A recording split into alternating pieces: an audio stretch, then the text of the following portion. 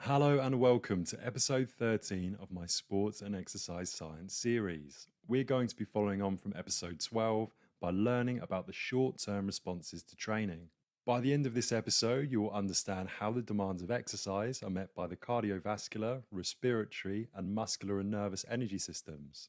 When exercise commences, the systems of the body immediately respond to the demands of that exercise, and a warm up is designed to initiate this process and prepare the body for the demands of the exercise that follows.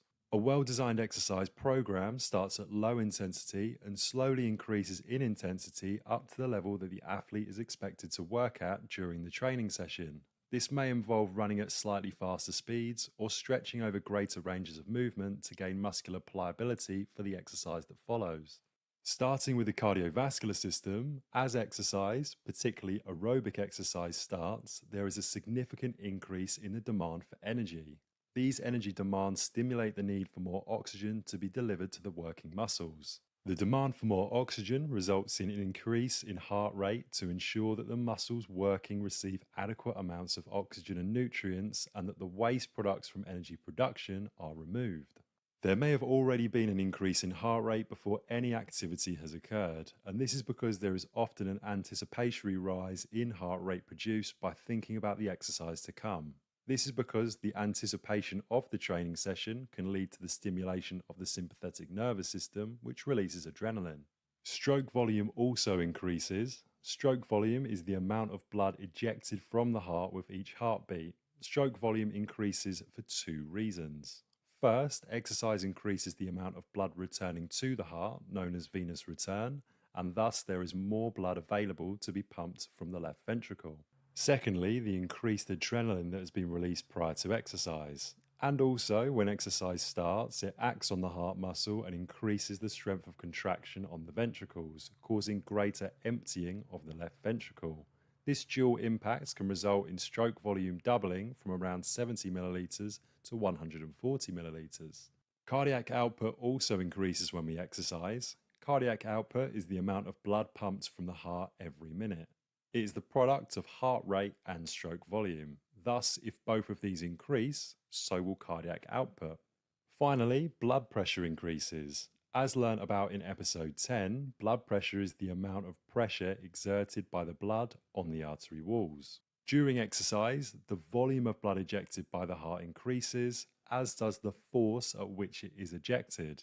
In particular, systolic blood pressure, which is the blood pressure exerted on the artery walls when the heart pumps, increases significantly. Diastolic blood pressure, which measures the pressure blood exerts on the artery walls during the relaxation phase of the heart, increases slightly in response to the increased amount of blood in the arteries. If the arteries have been narrowed, diastolic blood pressure will increase more significantly during exercise. Let's now move on to the respiratory system. The respiratory system is primarily responsible for getting oxygen into the body and removing carbon dioxide. As oxygen demands of exercise increase, there will be a significant impact on the respiratory system. Exercise causes an increase in breathing rate. Breathing rate is stimulated by the amount of carbon dioxide in the bloodstream, which is present as carbonic acid. The increase in pH of the blood is detected by the chemoreceptors that send messages to the respiratory center in the brain, which controls breathing rate. Breathing rate increases because of the more rapid and forceful contractions of the respiratory muscles, the diaphragm and intercostals. Tidal volume increases with exercise, which is the amount of air inhaled and exhaled with each breath as the depth of breathing increases. Minute ventilation also increases as the rate of breathing does. Exercise does cause a decrease in residual volume, however. Residual volume is the amount of air left in the lungs after full exhalation.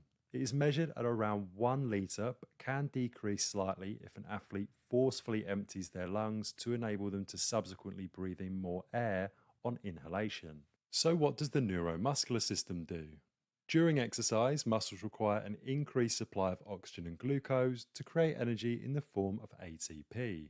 The main short-term responses of the neuromuscular system are increased blood supply and availability of oxygen owing to vasodilation within muscles, redirection of blood flow to working muscles from other organs, increased elasticity of muscles due to the increase in muscle temperature, increases in secretion of synovial fluid in the joints, and an enhanced ability of ligaments to lengthen, increased speed and intensity of nervous impulses, increases in the amount of force produced by muscles and faster reaction times, and finally, an increased recruitment of motor units in response to increases in exercise intensity. Exercise also has short-term effects on the endocrine system. These include glucagon and insulin, because with greater demand from muscles for glucose in the blood, glucagon is secreted and insulin levels are suppressed to ensure blood glucose levels do not drop too low. Adrenaline may be released to assist cardiac activity during exercise. Endorphins block your sensitivity to pain and can reduce stress and anxiety to produce a feeling of euphoria. And finally, testosterone and growth hormone, as libido and confidence may increase along with an increased ability to be able to recover from the effects of exercise. On the skeletal system, the short-term effects of exercise include the start of bone remodeling and strengthening. Over time, bone strength and density increase, circulation of blood and synovial fluid improves, and your strength and range of motion increase. However, due to the time taken to enact change on bones, as opposed to a quick regulatory body response, most effects are longer term through sustained exercise. Short-term effects mostly are linked to tissue recruitment around bones, for example tendons. Hello and welcome to episode 14 of my Sports and Exercise Science series. We're going to be following on from episode 13 by beginning to learn about the long-term adaptations of aerobic training. By the end of this episode, you will understand the long-term adaptations to the cardiovascular, muscular, and respiratory systems. Let's start with the long-term adaptations of training on the cardiovascular system. Aerobic training results in cardiac hypertrophy. An increase in size and volume of the left ventricle in particular occurs. This increases stroke volume and cardiac output, allowing a greater volume of blood to be ejected from the heart, thus providing more oxygen for the athlete to use. Cardiac hypertrophy also leads to an increase in capillarization of the heart muscle itself. The increased supply of blood and oxygen allows the heart to beat more strongly and effectively during both exercise and rest. Other adaptations include increased heart rate recovery rates, meaning that the heart rate will return to resting levels in a much shorter time than an untrained individual. This is because of the greater efficiency of the cardiovascular system to produce energy aerobically. Another adaptation is increased blood volume and hemoglobin levels. Red blood cells may increase in number, and the hemoglobin content and the oxygen carrying capacity of the blood may also rise.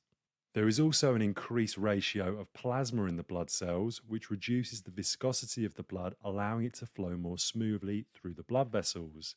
This allows for greater amounts of oxygen to be delivered to the muscles and used by an athlete. Aerobic training leads to an increased capillarization of skeletal muscle.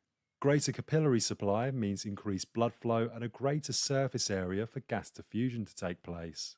Increasing the oxygen and nutrients into muscles allows for more removal of byproducts. Finally, another long-term adaptation to training causes a decreased heart rate at rest and during submaximal workloads. A greater stroke volume results in the heart not having to beat as often to supply the required blood flow and oxygen to the body. Aerobic training can also result in a slower increase in heart rate during exercise.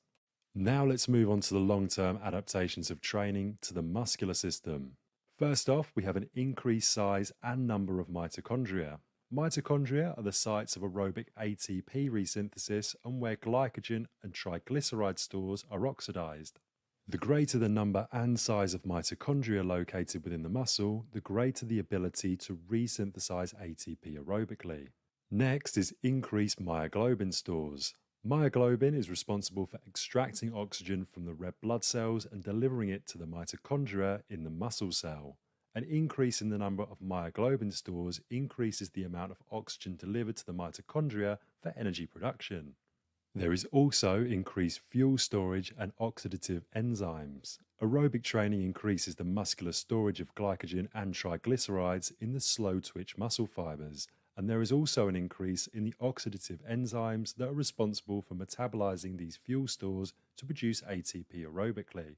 This means that there is less reliance upon the anaerobic glycolysis system until higher intensities. In addition to this, due to the increased levels of enzymes associated with fat metabolism, an aerobically trained athlete is able to glycogen spare more effectively and therefore work at higher intensities for longer. Long-term aerobic training also causes increased muscle oxygen utilization. All of the aforementioned factors contribute to the body's ability to attract oxygen into the muscle cells and then use it to produce adenosine triphosphate, known as ATP, for muscle contraction. A measure of this is the difference in the amount of oxygen in the arterioles in comparison to the venules. Finally, we have increased muscle fiber adaptation. Some research has indicated that skeletal muscle fast twitch type 2A can take on some of the characteristics of slow twitch as an adaptation of aerobic training. This would allow for greater ability to generate ATP aerobically with fewer fatiguing factors. Finally, we have the long-term adaptations to the respiratory system, which are an increased alveolar surface, meaning increased pulmonary diffusion. Aerobic training increases the surface area of the alveoli, which in turn increases the pulmonary diffusion, allowing more oxygen to be extracted and transported to working muscles for use. There is also an increase in tidal volume. Aerobic training increases the amount of air inspired and expired by the lungs per each breath. This allows for greater amounts of oxygen to be diffused into the surrounding alveoli capillaries and to be delivered to the working muscles. Finally, we have increased ventilation during maximal exercise. Aerobic training results in more efficient lung ventilation. Ventilation may be slightly reduced at rest and during submaximal exercise due to the improved oxygen utilization. At maximal workloads, ventilation is increased due to an increase in tidal volume and respiratory frequency. This allows for greater oxygen delivery to working muscles at maximum exercise intensities. To finish this episode, we're going to take a look at a case study. What would we expect the neuromuscular adaptations of a bodybuilder to be in comparison to a desk worker that has never trained? Firstly, the bodybuilder would be training for muscular hypertrophy. This means that we can expect the bodybuilder to have an increase in the total quantity of actin and myosin protein filaments, the size and number of myofibrils, and also the amount of connective tissue that surrounds the muscle. This allows the muscle to create a greater amount of strength and power with each contraction. The bodybuilder would have an increased synchronization of motor units, which means an increase in the ability for a number of different motor units to fire at the same time and an improved ability to recruit larger motor units that require a larger stimulus to activate. The ability to recruit more motor units at the same time and stimulate larger motor units creates a more powerful muscular contraction. The bodybuilder would also have an increase in the firing rate of motor units. An increase in the frequency of stimulation of a given motor unit increases the rate of force development or how quickly a muscle can contract maximally. This is beneficial for rapid ballistic movements where maximal force is required in a very short period of time. Finally, the bodybuilder would have a reduction in inhibitory signals. The improved coordination of the agonists, antagonists, and synergists is thought to allow for the reduced inhibitory effect. The reduction in inhibitory mechanisms allows for a greater force production within a muscle group. That can